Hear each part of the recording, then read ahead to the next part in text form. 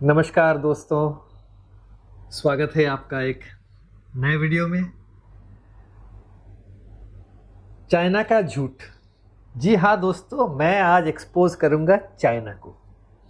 China बार बार झूठ फैलाते जा रहा है कि अरुणाचल प्रदेश उसका है। भाई, अरुणाचल प्रदेश उसका है ही नहीं। आज इस वीडियो को आप अंत तक देखिए, आपको पता चलेगा कि कैसे चाइना झूठ बोलता है। एक एक करके मैं उसका पर्दाफाश करूंगा। आप लोगों ने तो सुना है, बार बार प्रधानमंत्री नरेंद्र मोदी जी, रक्षा मंत्री राजनाथ सिंह जी, विदेश मंत्री एस जयशंकर जी, हर कोई बोलता है कि अरुणाचल प्रदेश हमारे देश का अभिन्न अंग है। लेकिन चाइना झूठ बोले जा रहा है।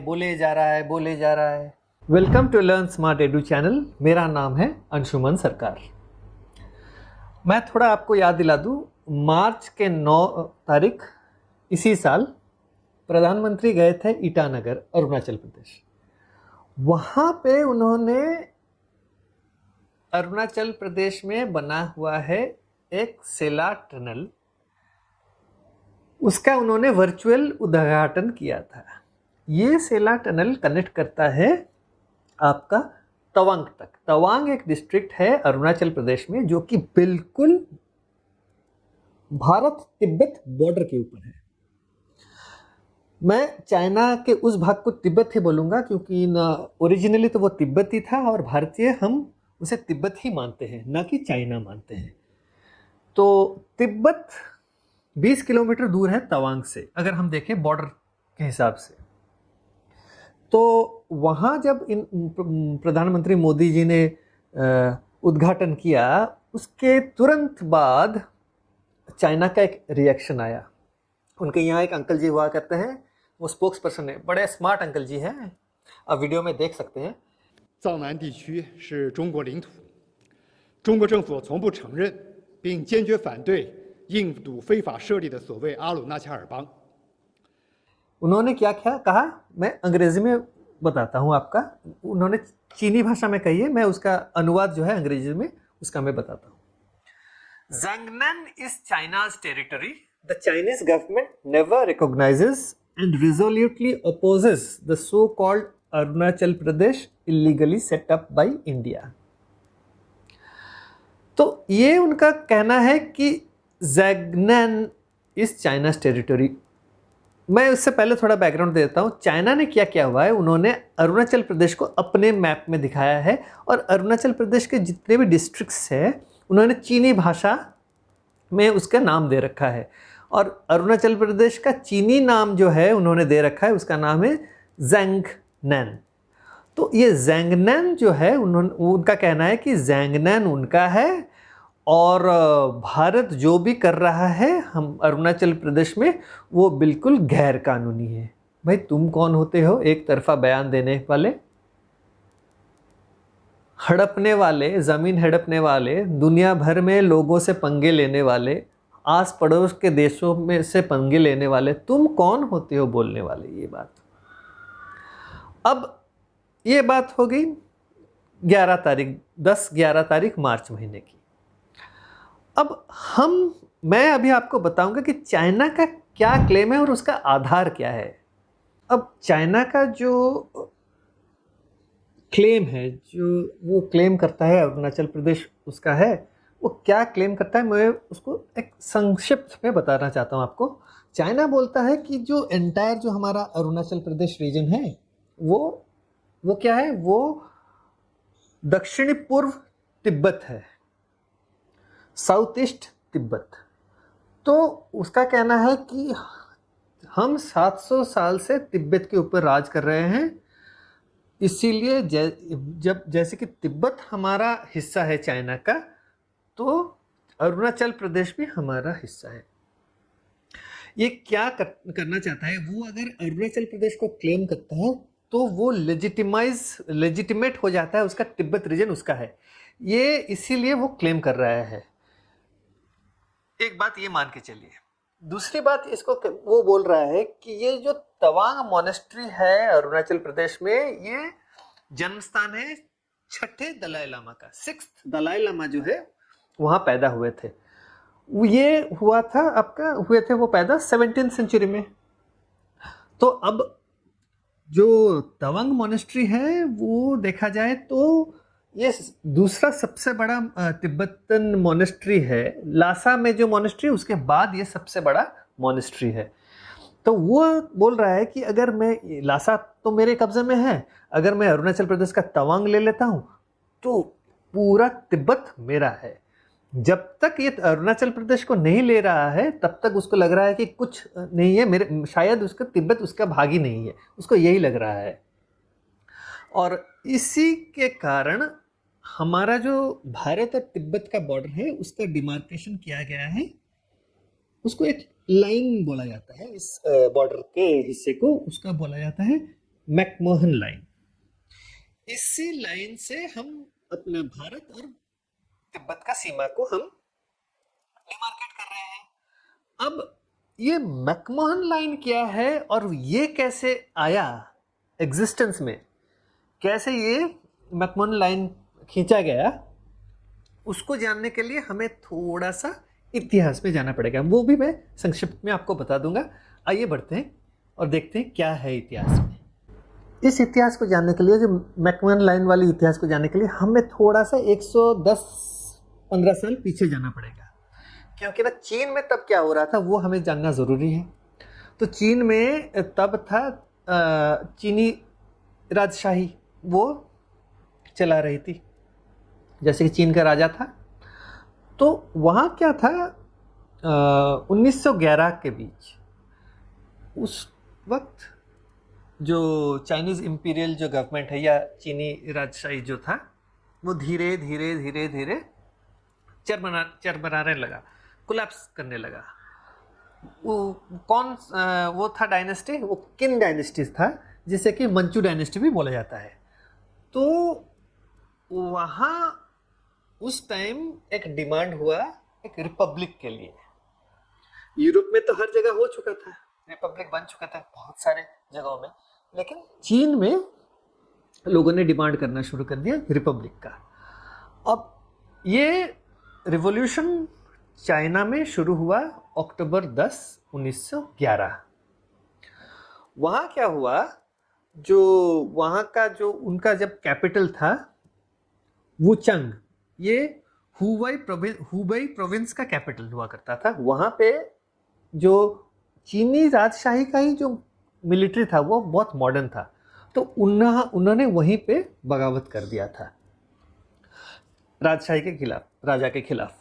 तो वहाँ शुरू हो गया रिवॉल्यूशन। तो 12 तारीख अक्टूबर को उन्होंने कब्जा कर लिया दो शहर, बड़े बड़े शहर। जब ये हो गया तो राजा ने क्या किया, राजा ने सोचा कि अब तो मेरे हाथ से गद्दी चली जाएगी, तो क्या करूँगा। तब वहाँ उनके यहाँ एक गवर्नर हुआ करता था, बहुत ही पावरफुल गवर्नर था और बहुत ही अच्छा जनरल था। उसका नाम था वन शिकाई।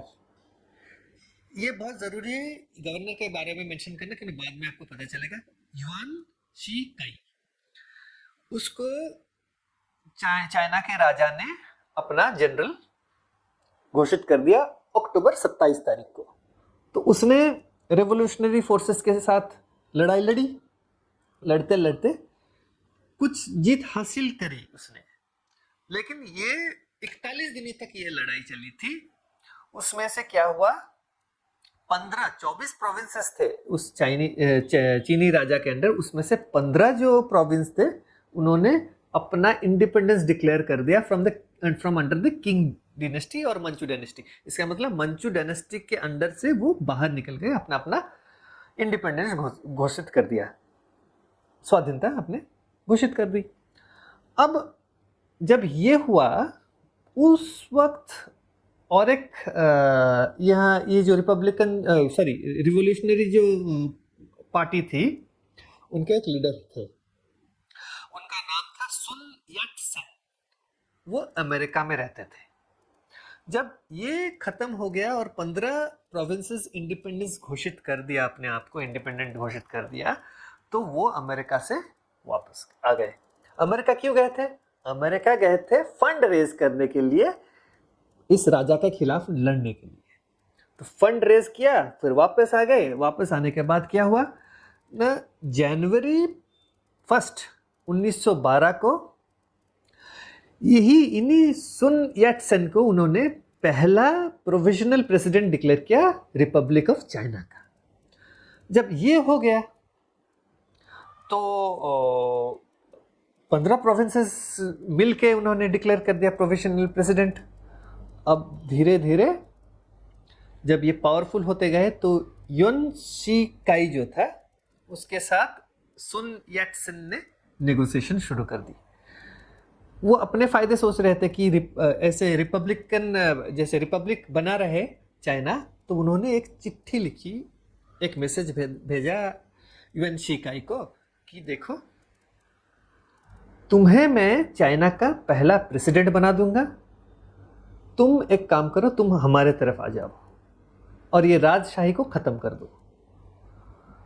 युन शिकाई बहुत ही एम्बिशियस था, उसको लगा कि ये मौका अच्छा है, मैं चाइना का पहला रिपब्लिक का पहला प्रेसिडेंट बनूंगा। तो उसने क्या किया, जनरल था किन डायनेस्टी का, तो उसने तब तो राजा गुजर चुके थे, जो राजा था वो उसका बेटा था, बहुत छोटा था, तो उसके माता उसके रेजेंट थे जो कि कामकाज देखते थे। उसके माता को कन्विंस किया।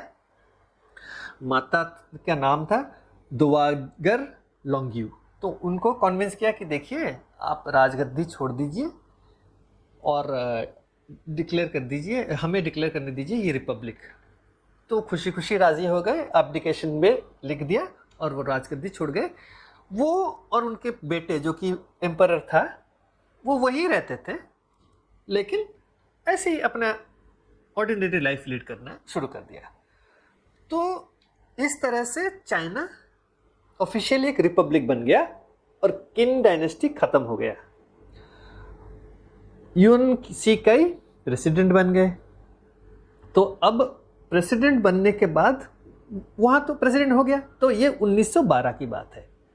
अब हम भारत में उस टाइम क्या हो रहा था उसका थोड़ा बैकग्राउंड देखते हैं। साल था 1895, 1895। तिब्बत में तब 13वें दलाई लामा, 13th दलाई लामा थुबतन ग्यात्सो थे। तो वहाँ क्या था, वहाँ पे तिब्बत में सारे मोनेस्ट्रीज ने मिलके कहा कि हम लोग आपको पूरे पावर देते हैं, आप अभी तिब्बत के रूलर हो। तो तभी से उनको रूलर उन्होंने घोषित कर दिया। जब घोषित कर दिया तो आपको तो पता है कि रेवोल्यूशन चाइना में शुरू हो गया था। उससे जस्ट पहले ही क्या हुआ था, ये जो मंचू डायनेस्टी या किन डायनेस्टी, उसके राजा ने जब सुना कि यहाँ पे दलाई लामा को उन्होंने रूलर घोषित कर दी तो उसने फौज भेज दी थी तिब्बत पे अटैक करने के लिए। जब ये बात हुई तो जो 13th दलाई लामा थे थुबतन ग्यात्सो, उन्होंने क्या किया, वो भाग के आ गए। भाग के कहाँ आए? भाग के इंडिया आ गए।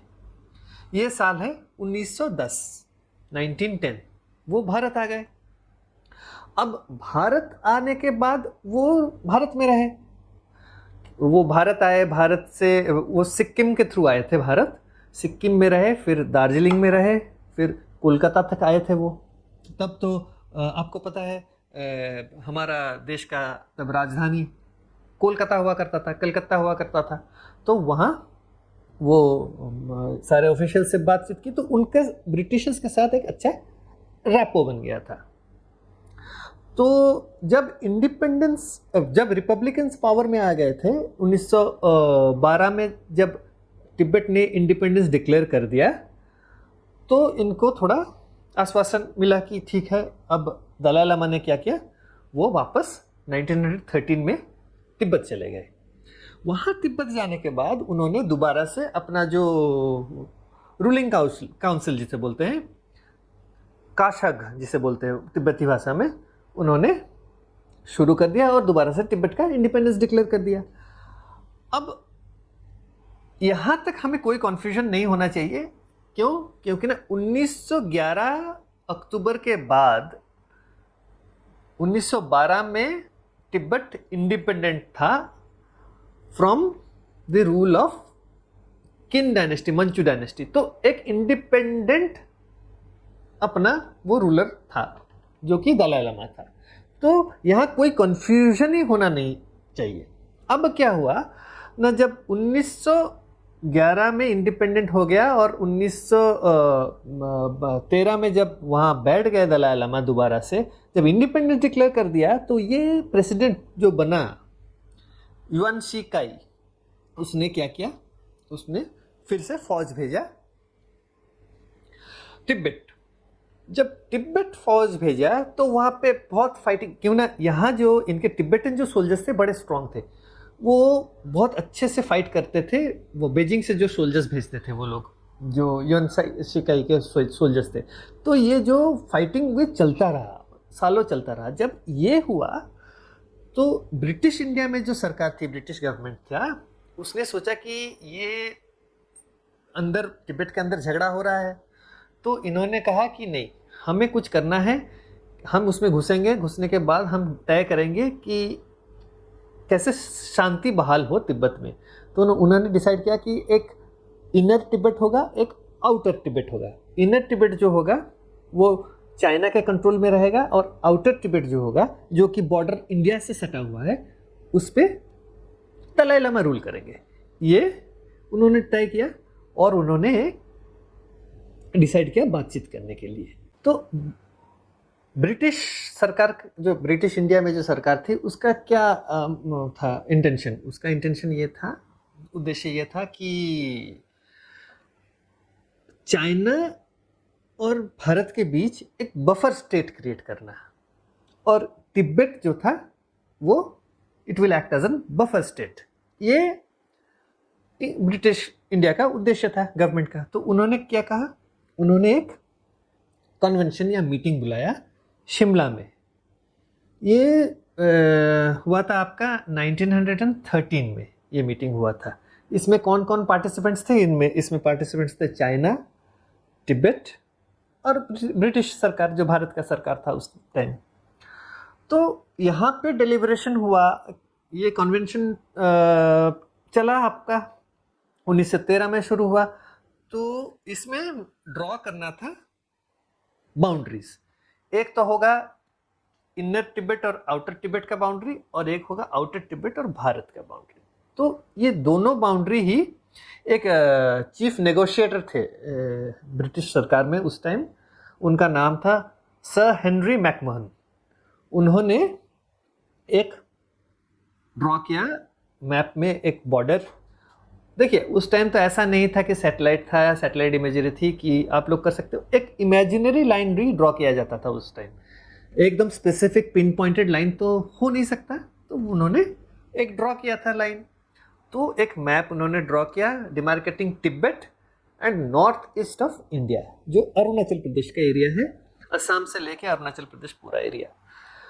तो ये जो था, ये चल रहा था आपका, ये जो उन्होंने ड्रॉ किया था वो था ईस्टर्न भूटान से लेके, जो वाटरशेड जो था हिमालयस का, जो रिवर्स हुआ करते हैं, ये जाके वो पहुंचा असम वैली को लेके, ये पूरा एक्सटेंड हो गया था बर्मा तक।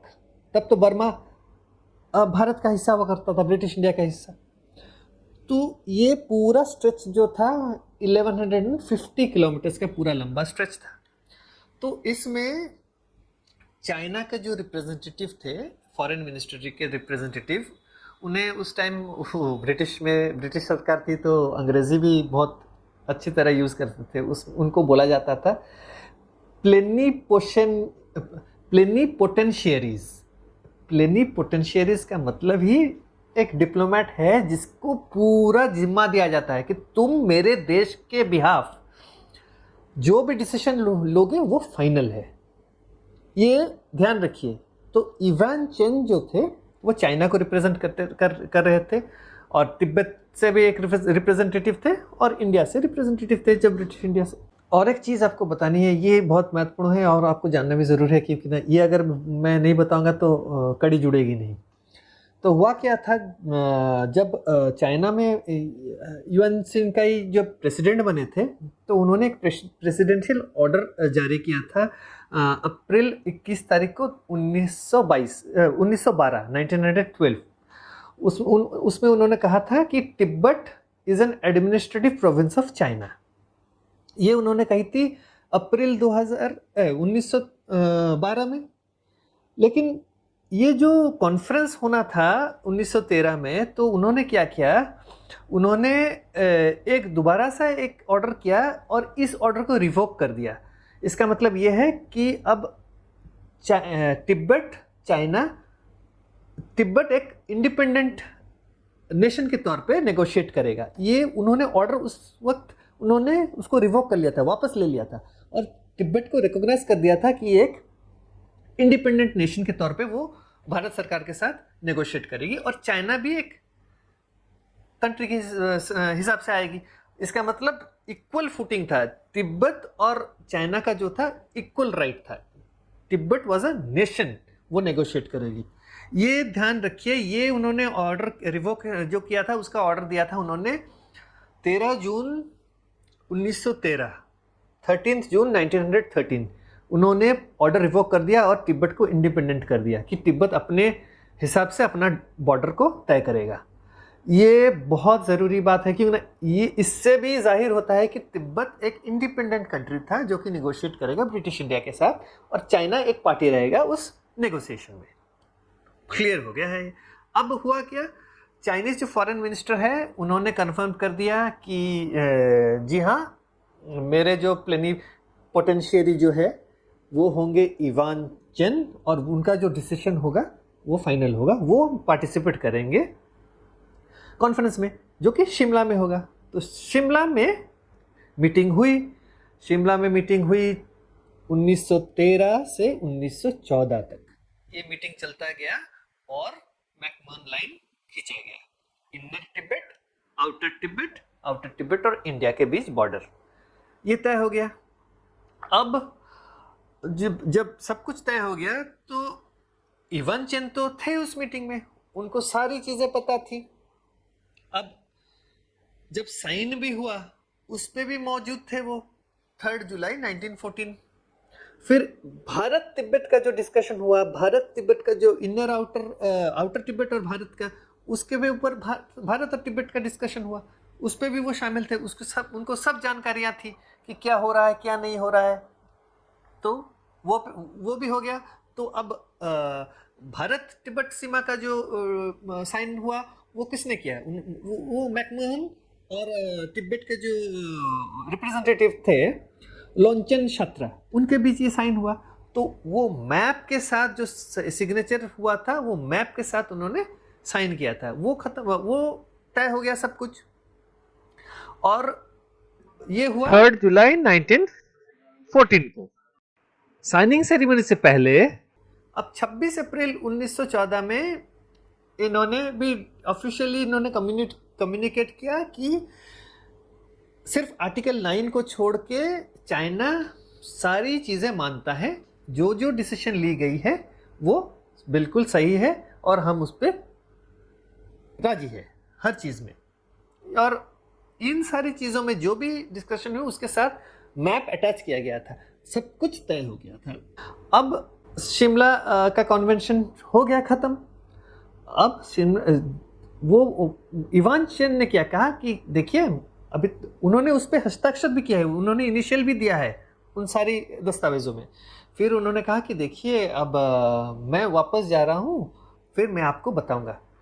देखिए, प्लीपोटेंशियरी का मतलब जो रिप्रेजेंट करेगा उसके ऊपर पूरा वो जो डिसीजन लेगा वो फाइनल है। अब क्या हुआ, वो वापस गए। वापस जाने के बाद 2 दिन बाद उन्होंने खबर भेजी कि भाई चाइना इसको मानता नहीं है। लेकिन दस्तावेज जो है वो बताती है कि इंडिया और तिब्बत के बीच जो एग्रीमेंट हुआ है वो उनके बीच डिस्कशन के बाद हुआ है और तिब्बत तब एक इंडिपेंडेंट कंट्री था। तो यहाँ पे कोई कन्फ्यूजन नहीं है कि वो चाइना का हिस्सा था, क्योंकि ना प्रेसिडेंट ने खुद अपने हाथ से रिवोक किया था कि तिब्बत एक इंडिपेंडेंट कंट्री है। तो 1914 के बाद सारे बिजी हो गए। इसका मतलब ये था कि फर्स्ट वर्ल्ड वॉर शुरू हो गया। जब फर्स्ट वर्ल्ड वॉर शुरू हो गया तो ब्रिटिश सरकार जो था वो बिजी हो गया अपने काम में, वो वॉर पे चला गया। तो वो वॉर में लड़ाई हुई, चाइना के भीतर भी पावर स्ट्रगल शुरू हो गया था, ये रिपब्लिकन और ये कम्युनिस्ट के बीच। तो अपने अपने झमेलों में वो व्यस्त रह गए। तो गवर्नमेंट ऑफ इंडिया एक्ट जब उन्होंने तैयार किया था ब्रिटिश इंडिया में 1935 में, तब क्या हुआ, तब ब्रिटिश सरकार ने क्या किया, उन्होंने कहा कि अरे ये तो अपना मैकमोहन लाइन अभी भी हमने पब्लिश नहीं किया है। तो उन्होंने क्या किया, 1935 में ब्रिटिश गवर्नमेंट ने मैकमोहन लाइन को ऑफिशियली मैप में पब्लिश कर दिया और वो स्टैंडर्ड बॉर्डर बन गया भारत और तिब्बत का। तो यहाँ तक आप लोगों को तो पूरा समझ में आ गया होगा कि भारत तिब्बत सीमा मैकमोहन लाइन है क्या चीज़। हर कोई बोलता है मैकमोहन लाइन। भाई मैकमोहन लाइन समझना बहुत ज़रूरी है और मैकमोहन लाइन का महत्व क्या है वो जानना ज़रूरी है, और वो बॉर्डर है कि नहीं मैंने तो बताया हुआ है। अब आप लोग इसको इंटरप्रेट करेंगे कि क्या है कि नहीं। मेरे मानने से तो मैं मानता हूँ कि भाई यही अपना बॉर्डर है, चाइना माने या ना माने, क्योंकि ना हमारा जो है एग्रीमेंट हुआ था तिब्बत के साथ, और तिब्बत तब एक इंडिपेंडेंट नेशन था। ये है। अब मैं अभी बताऊंगा कि भारत स्वाधीन होने के बाद, स्वतंत्र होने के बाद, इंडिपेंडेंस प्राप्त करने के बाद क्या क्या गलतियां की थी उस वक्त के सरकार ने, जो ये इतना जटिल हो गया। तो आइए उस पर हम अभी फोकस करेंगे। भारत को तो स्वाधीनता प्राप्त हो गई थी 1947 को, 1947। लेकिन चाइना में क्या हुआ था, उनका जो रिपब्लिक जो पार्टी था, क्वानमिंटेंग करके उसको बोला जाता है, केएमटी भी बोल सकते हो शॉर्ट फॉर्म में, केएमटी से ज़्यादा सही रहेगा समझने में। तो केएमटी और कम्युनिस्ट्स के बीच बहुत ही बड़ा संघर्ष चल रहा था। तो सेकेंड वर्ल्ड वॉर ख़त्म होने के बाद तो तीव्र हो गया था उनके यहाँ लड़ाई। ये जो कम्युनिस्ट थे उनके यहाँ एक पीपल्स लिबरेशन आर्मी था, बहुत ज़्यादा रक्तपात उन्होंने किया। माओ सेडुंग उनका चेयरमैन था। तो ये लड़ाई चलते चलते 1949 में आके पीपल्स रिपब्लिक ऑफ चाइना बना और मेनलैंड चाइना में माओ सेडुंग उसका चेयरमैन बना। अब उसने डिक्लेयर कर दिया पीपल्स रिपब्लिक ऑफ चाइना। अब हुआ क्या था, ये जो केएमटी पार्टी जो था, जो फ्रंट था, जो रिपब्लिक डेमोक्रेसी पे विश्वास करते थे, वो लोग क्या हुआ, वो लोग भाग के चले गए ताइवान में। जाके उन्होंने रिपब्लिक ऑफ चाइना, जो कि ओरिजिनल रिपब्लिक ऑफ चाइना था, जो कि 1912 में यूएनसी का जो फर्स्ट प्रेसिडेंट बने थे, उससे पहले प्रोविजनल प्रेसिडेंट बने थे सुन यत सेन, वो पार्टी ताइवान में जाके आज तक जो सरकार चल रही है उसी पार्टी से बनते बनते ये अभी तक वही सरकार चल रही है, डेमोक्रेसी चल रही है ताइवान में, जो कि मेनलैंड चाइना में बना था। तो ये क्लियर है। अब हुआ क्या ना, 1949 में माओ सेडुंग आ गए पावर में। तो जब माओ सेडुंग आ गए पावर में, तो भारत जो है, प्रधानमंत्री तब कौन थे, पंडित नेहरू। उन्होंने क्या किया, वो पहला नॉन कम्युनिस्ट देश बने दुनिया भर में जिसने कम्युनिस्ट रिजिम जो है पीपल्स रिपब्लिक ऑफ चाइना को रिकॉग्निशन दी और उसके साथ जो है डिप्लोमेटिक रिलेशनशिप एस्टैब्लिश की। दुनिया भर में किसी डेमोक्रेसी ने चाइना को रिकॉग्नाइज नहीं किया था। इवन यूनाइटेड नेशंस ने भी पीपल्स रिपब्लिक ऑफ चाइना को रिकॉग्निशन नहीं दिया था, लेकिन पंडित नेहरू ने दिया। ये पहली सबसे बड़ी गलती थी मेरे हिसाब से। अगर मुझे पूछा जाए तो ये पहली सबसे बड़ी गलती थी। अब क्या था, what transpired, what was the situation, that God alone knows. हमें नहीं पता, हम नहीं जानते थे, हम उस वक्त थे भी नहीं। लेकिन अगर मैं एनालाइज करूं तो ये मुझे लगता है कि उन्होंने रिकॉग्नाइज की। अब दूसरी चीज़ क्या थी? दूसरी चीज़ ये थी कि पंडित नेहरू जब आरओसी जो रिपब्लिक ऑफ चाइना जो था वो गवर्नमेंट लेके भाग गया, वो शिफ्ट हो गया Taiwan. Taiwan was always independent from mainland China, क्योंकि ना रिपब्लिक ऑफ चाइना जो था वो ताइलैंड में कंट्रोल कर रहा था और माओ जेडोंग जो था वो ताइवान को कभी कैप्चर ही नहीं कर पाया था। तो इंडिपेंडेंट ही है, वो चाइना का भाग ही नहीं है, समझ के चलिए। तो रिपब्लिक ऑफ चाइना जो था वो वहाँ से फंक्शन कर रहा था, लेकिन यूनाइटेड नेशंस में परमानेंट सीट जो था चाइना का उन्हीं के पास था। हम जो बोलते हैं ना परमानेंट सीट्स P5 कंट्रीज, जैसे कि United states, United kingdom, France, Russia और चाइना, तब ताइवान ही असली चाइना था और वो मेंबर ही था यूनाइटेड नेशंस का, P5 जिसे बोलते हैं उसमें से एक। अब हुआ क्या था 1950 में, जब ये 49 में ये आ गए पावर में कम्युनिस्ट चाइना में, तब अमेरिका ने पंडित नेहरू को कहा था कि देखो हम अभी बदलेंगे, तो आप एक काम कीजिए, हम चाइना को बदल के इंडिया को परमानेंट सीट देंगे। पता नहीं क्या हुआ, उन्होंने मना कर दिया।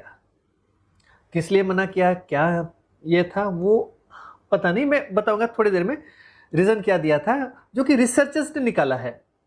मैंने भी पढ़ के रिसर्चर्स के जो लेख पढ़ के ही मैं आपको ये सारी चीज़ें बता रहा हूँ कि हवा में से तो ला नहीं रहा। तो अब ये हुआ था 1950 में। 1955 में भी रशिया ने कहा था कि चाइना को बदल के तुम्हें दे देते हैं हम लोग परमानेंट सीट, उसको भी मना किया था पंडित नेहरू ने। पंडित नेहरू का क्या कहना था? पंडित नेहरू का ये कहना था कि वो बोल रहे थे कि देखिए ये पीपल्स रिपब्लिक ऑफ चाइना को हम, उनका एक लेजिटिमेट इंटरेस्ट है, हमें उसको सपोर्ट करना चाहिए जिससे कि इंटरनेशनल टेंशन कम होगा। इसमें क्या इंटरनेशनल टेंशन था?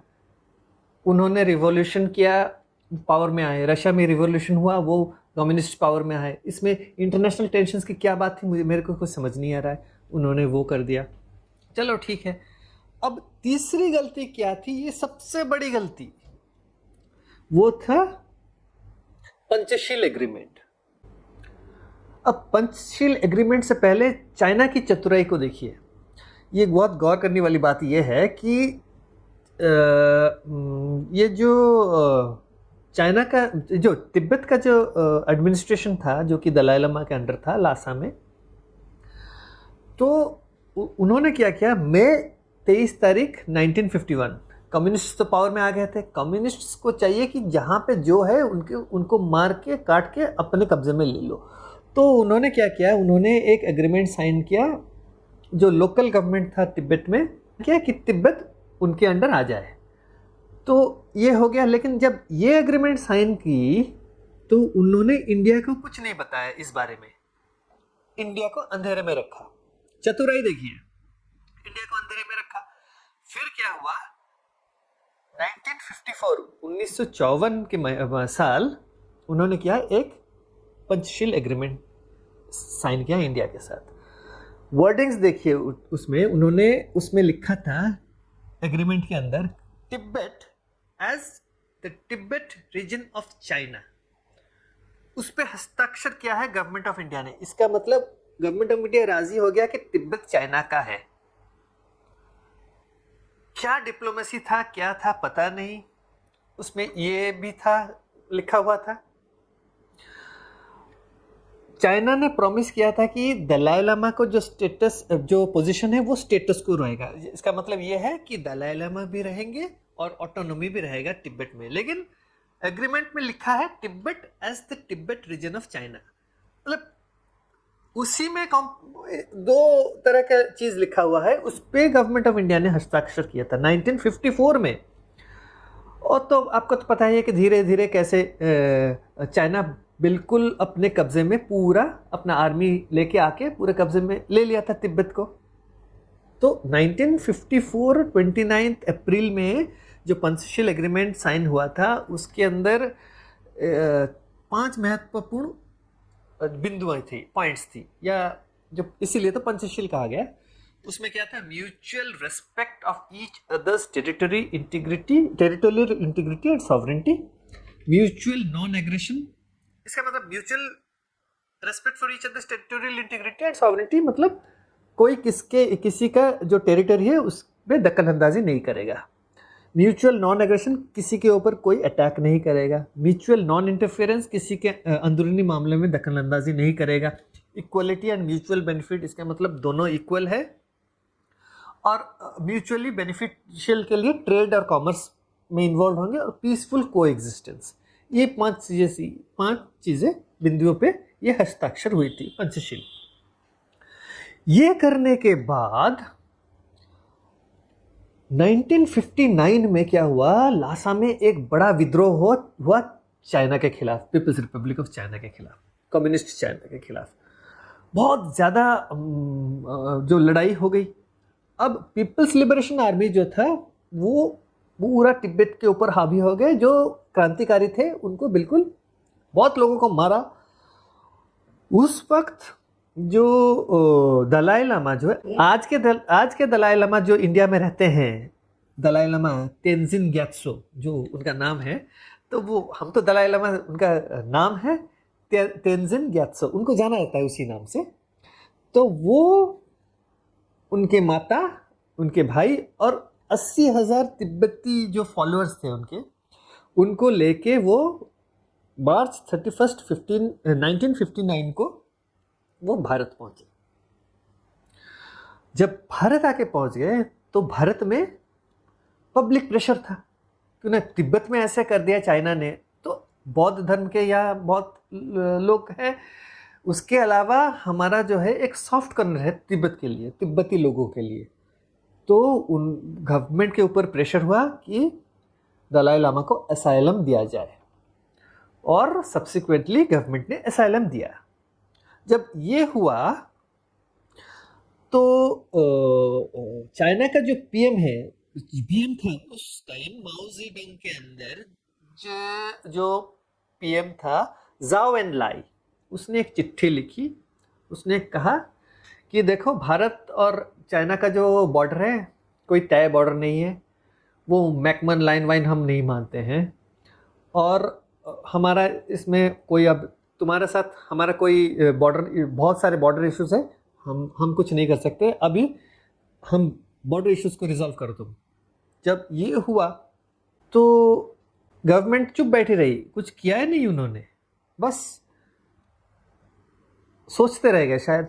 क्योंकि 59 उसके बाद जब चिट्ठी, जब वहाँ तिब्बत में प्रॉब्लम शुरू हो गए, चाइना को लगा कि भारत वहाँ प्रॉब्लम्स करवा रहा है। भाई भारत के क्या पड़ी है, हम क्यों इंटरफियर करेंगे, तुमने तो पंचशील एग्रीमेंट साइन किया हुआ है, हम उसके बाद हम उसके अंदर घुसेंगे ही नहीं, तुम्हारा अपना इंटरनल मामला है। हमने हाथ काट के, उन्होंने लिख भी दिया था कि Tibet as the Tibet region of China. जब भारत की सरकार ने मान लिया कि भाई तिब्बत तुम्हारा है, तो हम क्या कर सकते हैं। तब पंडित नेहरू ने जो किया था, मैं उसकी बात कर रहा हूँ। अब जो जाओ एनलाई है, उन्होंने कहा कि मैकमोहन लाइन नहीं है, अभी तुम भूल जाओ, तुम्हारा मेरा बॉर्डर डिस्प्यूट है। तो दलाई लामा आने के बाद, असाइलम देने के बाद, उन्होंने कहा कि तुमने पंचशील का जो 5 पॉइंट जो प्रोग्राम था उसका वायलेशन किया है, उल्लंघन किया है। तो उसका हवाला देते हुए चाइना ने इंडिया पे अटैक कर दिया 1962 में। 1962 वॉर में उसने क्या किया, उसने 38,000 स्क्वायर किलोमीटर का जो टेरिटरी है वो अक्षय चिन्ह वो पूरा ले गया। उसके अलावा जो जम्मू एंड कश्मीर का, ये 62 में लिया, और जम्मू एंड कश्मीर पीओके का जो रीजन था वो क्लेम करता था, वो एक शख्सगम वैली करके है जो कि पाकिस्तान के अंडर था, पीओके रीजन में। पाकिस्तान ने क्या किया, उसको भी दे दिया चाइना को।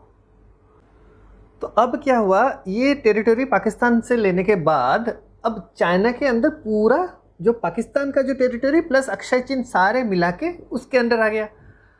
वो हो गया था आपका 62 वॉर में। तो पूरा जो टेरिटरी चाइना ने अक्सर चीन का कब्जा कर रखा था वो 1962 वॉर के बाद उसने कैप्चर करके रखा हुआ है, कब्जे में अपने रखा हुआ है। वही चीज वो 1967 में दोहराना चाहता था नाथुला में। अब नाथुला देखिए, वहां लद्दाख रीजन वहां से शिफ्ट कर गया कहाँ, देखिए नाथुला सिक्किम, वहां पे वो घुसने की कोशिश कर रहा था, कब्जा करने की कोशिश कर रहा था। लेकिन इस बार क्या था, भारतीय जो सैनिक थे वो बहुत चौकन्ने थे, तो उसमें वो कामयाब नहीं हो गया, वो पीछे हट गया। फिर क्या किया उसने, उसी 67 में चोला करके एक पास है, वहां पे भी उसने घुसने की कोशिश की, वहां से भी भगा दिया। 67 से लेके 87 तक चाइना बिल्कुल चुप था। लेकिन 87 में क्या हुआ, अरुणाचल प्रदेश में तवांग के बॉर्डर के भीतर घुस आया था चाइना, और वहां पे वो लोग बनाना शुरू कर दिया था, उन्हें कंस्ट्रक्शन कुछ करने शुरू कर दिए थे। जब ये पता चल गया, तब तवांग में ये जो ऐसे जो आज जो चकाचक रोड वगैरह है उस टाइप तो नहीं था, तो खच्चर चाहिए थे। तो खच्चर से अगर वहां तक बॉर्डर तक पहुंचेंगे 200 खच्चर लेगा 1 महीना। तो तब वहाँ हमारे आर्मी के जो जनरल वो हुआ करते थे, जनरल के सुंदर जी, उन्होंने क्या किया, एक ऑपरेशन फैल्कन शुरू किया। उसमें क्या किया उन्होंने, इंडियन एयरफोर्स के हेल्प से उन्होंने बटालियंस जो थे उन्होंने वहाँ पे पैराड्रॉप करवाया था। तो वहाँ जाके जब खड़ी हो गई इंडियन आर्मी, तो चाइना की निकल गई, वहाँ से भाग निकले वो। तो 1987, उसके बाद देखिए 87, 97, 2007 से 2017 जगह चेंज करते हैं। देखिए अरुणाचल से अब आ गए Doklam, tri junction, India, Bhutan, China, वहां पे कंस्ट्रक्शन शुरू कर दी। वहां पे भी इंडियन आर्मी खड़ी रही, फिर वापस गए। फिर उन्होंने किया गलवान। गलवान में तो आपको पता है, नया नया खबर है कैसे मार के भगाए, हमारे कुछ आर्मी के ऑफिसर और जवान शहीद हुए, लेकिन उनको मुंह तोड़ जवाब दिया उस गलवान में, गलवान वैली में। तो चाइना का जो फितरत है वो बहुत ही गंदा है, वो बिल्कुल सही नहीं है। अब हमारे भारत का जो है, भारत का आर्ग्यूमेंट क्या है एक्चुअली में, अगर देखा जाए, एनालाइज किया जाए, तो भारत में क्या होना चाहिए। भारत का आर्ग्यूमेंट में हमारे यहाँ कोई कंफ्यूजन नहीं है मैकमन लाइन को लेके। अगर हम भारत की बात करें, भारत का जो नज़रिया है इस सारी चीज़ में, ये मैकमन लाइन जो अरुणाचल प्रदेश और तिब्बत का बॉर्डर का इशू हो या कहीं और का इशू हो, मैं तो अरुणाचल की बात ही करूँगा, अभी मैकमन लाइन के बारे में बात कर रहा हूँ। तो इसमें क्या है कि मैकमन लाइन जो है, इसमें कोई कन्फ्यूजन नहीं है कि तिब्बत और भारत के बीच का ये बॉर्डर बिल्कुल डिमार्केटेड है। इसमें तिब्बत और भारत के बीच का एग्रीमेंट है, और तिब्बत तब इंडिपेंडेंट था। तो यहाँ कोई कन्फ्यूजन ही नहीं है कि भारत और तिब्बत के बीच डिमार्केशन नहीं। ये चाइना की गलतफहमी है कि वो बात बार बार रेज कर रहा है। पहली बात ये होगी, चाइना क्या करता है, चाइना बोल रहा है कि वो इतिहास का हवाला देता है। हर वक्त कुछ भी होगा तो इतिहास से, जहाँ पे उसका टेरिटरी था किसी ज़माने में 500 साल 1000 साल पहले कोई टेरिटरी था, वो मैप लेके आएगा, बोलेगा ये टेरिटरी मेरा था, ये एग्रीमेंट हुआ था 1642 में या 1130 में, तो इसीलिए ये जगह मेरी है। उसका वही है रवैया, उसका कोई सटीक कुछ नहीं है। वो कहीं से भी कुछ भी उठा के लेके आएगा, बोलो ये पुराना एग्रीमेंट था इसीलिए ये जगह मेरी है, ये वो करता है। तो उसने क्या कहा, उसने कहा कि तिब्बत मेरा है, क्यों ना 700 साल पहले हम लोग वो एक्चुअली क्या था, तिब्बत कुछ सालों के लिए 18th सेंचुरी में कुछ सालों के लिए चाइना के अंडर था। तो उसका हवाला देते हुए वो बोल रहा है कि तिब्बत उसका है। लेकिन अगर देखा जाए कि एग्रीमेंट जब साइन हुआ था उसके हिसाब से, अगर एग्रीमेंट साइन हुआ है ब्रिटिश इंडिया और तिब्बत के साथ, तो उसको मानना चाहिए। तो अगर हम अपने इतिहास का हवाला दें तो हम बहुत सारे इतिहास के हवाले दे सकते हैं। पहला क्या दे सकते हैं, हम जो अहोम जो डायनेस्टी था वो रूल करता था पूरा आसाम जो था, तब 7 सिस्टर्स थे, सारे स्टेट्स मिला के एक आसाम हुआ करता था। तो वो उनका जो था पूरा कामरूप जो पूरा रीजन था वो बिल्कुल अरुणाचल प्रदेश भी उनके किंगडम के अंडर था। ये ब्रिटिश हिस्टोरियंस में भी लिखा हुआ है उन्होंने, तिब्बतन हिस्ट्री में भी लिखा है, और हमारे फोक लोर्स में तो है ही है। और अगर हम तिब्बतन हिस्ट्री की बात करें तो बिफोर क्रिस्ट पूर्व जो है, उस एरा में भी जो तिब्बत का राजा जो था ना, वो 5वां पुत्र था कौशल राजा का, जो कि तिब्बत पे रूल कर रहा था। हम उसका हवाला देंगे, रामायण में भी मेंशन है, महाभारत में मेंशन है इसके बारे में, अरुणाचल के बारे में, तवांग के बारे में, तो इसका हवाला हम देंगे। और भी एक बहुत ही महत्वपूर्ण है जो कि वो चीनी भी उसको नकार नहीं सकते हैं, वो है ह्वेनसांग। ह्वेनसांग चाइनीज ट्रैवलर था जो कि भारत आया था। उसने 642, उसने लिखा हुआ है अपने अकाउंट में कि 642 एडी में भास्कर वर्मन राजा था असम का, कामरूप का, और वो बोल रहा है कि उसका जो किंगडम था वो 10,000 ली जो चाइनीज मेजरमेंट होता है, वो nearly it is around 1700 miles.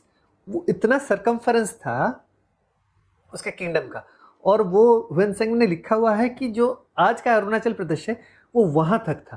तो ह्वेनसांग के अकाउंट में भी ये दर्शाया गया है कि अरुणाचल प्रदेश भारत का हिस्सा था। तो तुम्हारे खुद के लोग ही बोल रहे हैं, तब आके बोले हैं कि ये था, तो ये भी तुम नकार नहीं सकते हो। तो ये सारी चीज़ें जो है चाइना अपने फ़ायदे के लिए कर रहा है। ये फ़ायदा क्या है मैं आपको बताऊंगा अभी। चाइना का क्या फ़ायदा है इसमें। चाइना देखिए, ये सारे अक्षय चिन्ह इलीगली ऑक्युपाइड बहुत, और ये अरुणाचल प्रदेश को अभी अपना नाम जैंगनन प्रोविंस करके उसके डिस्ट्रिक्ट का नई नाम कर देने से तुम्हारा नहीं हो जाएगा चाइना। चाइना का क्या मोटिव है मैं अभी बताऊंगा आपको। चाइना का मोटिव अगर हम देखें तो चाइना क्या बोल रहा है। चाइना बोल रहा है कि एक काम करते हैं, अक्षय चिन्ह मैं तुम्हें दे दूंगा, तुम मुझे अरुणाचल प्रदेश दे दो। अक्षय चिन्ह चाइना का था ही नहीं, ये बिल्कुल डॉक्यूमेंटेड है।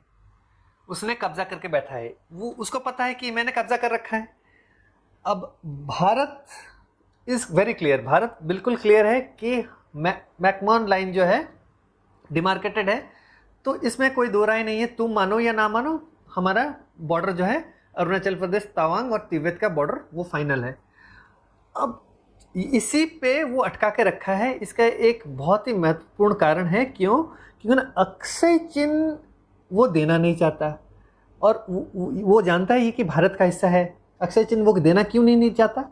क्योंकि वो जो जिनजियांग प्रोविंस है, जिनजियांग प्रोविंस से उसने एक हाईवे बना रखा है तिब्बत तक, वहाँ से वो हमारे अक्षय चिन्ह होते हुए तिब्बत जाता है। उसके अलावा उसने एक काराकोरम रेलवे जो प्रोजेक्ट है वो भी वहीं से जाता है। तो ये दो प्रोजेक्ट्स उसके लिए महत्वपूर्ण है, लाइफलाइन है to connect with Tibet region. ये हो गई पहली बात। अब दूसरी बात है, उसको पता है कि वो अगर इसको झुला के रखेगा इस इशू को, तो भारत कुछ कर नहीं पाएगा। उसको पता है कि भारत शायद युद्ध नहीं करेगा इसको लेके, और वो क्या करेगा, धीरे धीरे ऐसे ही घुसते जाएगा अक्षय चिन्ह से आगे, फिर गलवान से धीरे धीरे आना चाहता है, पेंगोंग शोल लेक वगैरह वगैरह वो घुसना चाहता है। तो उसके दो फायदे होंगे, ज़मीन हड़पना और इशू को लटका के रखना और टेंशन में रखना। ये हो गई। एक और महत्वपूर्ण बात ये है कि मैं आपको समझाता हूँ, जो 1150 किलोमीटर का जो मैकमोहन लाइन है अरुणाचल प्रदेश और तिब्बत का, वो शुरू होता है भूटान बॉर्डर से लेके जाएगा यूं करके जाके फिर बर्मा तक है। तो बर्मा का जो चाइना के साथ बॉर्डर है वो भी मैकमोहन लाइन ही है। चाइना बर्मा के साथ वो लाइन को मानता है कि हाँ ये मेरा बॉर्डर है, भूटान के साथ मानता है हाँ ये मेरा बॉर्डर है, लेकिन अरुणाचल प्रदेश का जो बॉर्डर वो नहीं मान रहा। अजीब है उसका तर्क। तुम म्यांमार के साथ मान रहे हो, बर्मा के साथ मान रहे हो, तुम भूटान के साथ मान रहे हो, तुम भारत के साथ क्यों नहीं मान रहे हो, सेम बॉर्डर है। ये क्यों करना चाहता है, वो चाहता है कि अगर उसको अरुणाचल प्रदेश मिल जाता है, वो मांग रहा है टिल असम, तो चिकन नेक एरिया जो था है वो उस पर नज़र रख पाएगा।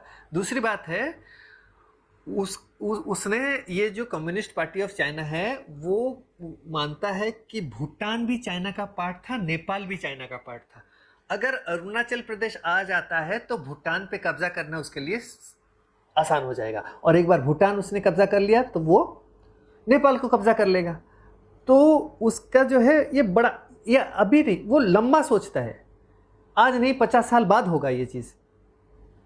क्योंकि ना देखिए, उन्होंने वेट किया, 1914 में मैकमोहन लाइन ड्रॉ हुआ था, उसने युद्ध छेड़ा 1962 में भारत के साथ कि हम ये नहीं मानते हैं। सो कम्युनिस्ट जो है ये 50 साल 100 साल इंतजार कर सकते हैं इन सारी चीज़ों को करने के लिए, इतना वो धैर्य भी रखते हैं। तो ये बात हो गई। अब और एक बात है, अरुणाचल प्रदेश में हमारे देश में नेचुरल रिसोर्सेस का भंडार है। पहली बात, अरुणाचल प्रदेश में जो हाइड्रो इलेक्ट्रिक पावर का जो है पोटेंशियल बहुत ज़्यादा है। 50,000 मेगावाट तक इलेक्ट्रिसिटी प्रोड्यूस करने की क्षमता रखता है वो स्टेट अकेले। उसके अलावा कोल के खान है, माइंस हैं। 48 million tons of coal reserves are there in Arunachal Pradesh. Limestone reserves 380 million ton का है। डोलोमाइट 185 मिलियन टन का है। ग्रेफाइट 85 मिलियन टन्स का है। क्वार्ट्जाइट 3.13 मिलियन टन्स का है। तो इतने नेचुरल रिसोर्सेस से भरा ये हमारा राज्य है अरुणाचल प्रदेश। चाइना का इंटरेस्ट इसमें भी है, उसको पहले से ही पता है। देखिए, अगर मैं बात करूं, चाइना का इंटरेस्ट बलूचिस्तान में क्यों है, पाकिस्तान के बलूचिस्तान में उसका इंटरेस्ट इसीलिए है क्योंकि उस रीजन में, बलूचिस्तान में सारे जो है आपके नेचुरल रिसोर्सेस के रिजर्व्स भरे पड़े हैं, खदानें भरे पड़ी है, वो उसको खोदना चाहता है, इसीलिए तो वो चाहता है वो जगह वो ले ले। अफगानिस्तान में क्यों उसका इंटरेस्ट है, क्योंकि वहाँ पे भी खदानें हैं। तो ना वो चाहता है कि मैन्युफैक्चरिंग करता है, दुनिया भर में इसके ऊपर डिपेंडेंट है, तो इसीलिए उसको रॉ मटेरियल की ज़रूरत है। तो जहाँ कहीं भी उसको रॉ मटेरियल दिखेगा वो वहाँ पे कब्जा करने की कोशिश करेगा। तो ये उसका इंटरेस्ट है। तो इसी तरह से उसने भारत को इस चक्कर में, अरुणाचल के चक्कर में फंसा के रखने की कोशिश कर रहा है। लेकिन आज की जो सरकार है, आज के डेट में क्या है, आज के डेट में जो प्रधानमंत्री नरेंद्र मोदी जी की सरकार है, वो ऐसे चुप बैठने वालों में से नहीं है। जो गलतियां 62 में हुई है उसको दोहराने की वो देंगे भी नहीं, और शायद आने वाले महीनों में हमें अक्षय चिन्ह भी वापस मिल जाए, पीओके भी वापस मिल जाए। तो इसका भी हम इंतज़ार अभी करेंगे। और ऐसे ही कुछ और डेवलपमेंट्स होते हैं अरुणाचल के बारे में कि किसी और रीजन के बारे में, और चीन को लेके स्पेशली, तो मैं ज़रूर आपके लिए नया वीडियो लेके आऊँगा। तो वीडियो पूरा देखने के लिए धन्यवाद। अगर आपको वीडियो अच्छा लगा है तो वीडियो को लाइक करें, चैनल को सब्सक्राइब करना ना भूलें प्लीज़, और दोस्तों के साथ शेयर ज़रूर करें, क्योंकि ना ये जानकारी जो है ना हर किसी के पास नहीं है। तो अगर आपने जानकारी प्राप्त की है तो इसको आगे बढ़ाइए। लोगों को जानना चाहिए कि अरुणाचल प्रदेश एक्चुअली में हमारा है, क्योंकि लोगों के अंदर डाउट होता है ना, बार बार ये रिपीट करता रहता है अरुणाचल प्रदेश। तो लोग दोस्तों के साथ शेयर कीजिए। बहुत बहुत धन्यवाद। Thank you so much. नमस्कार।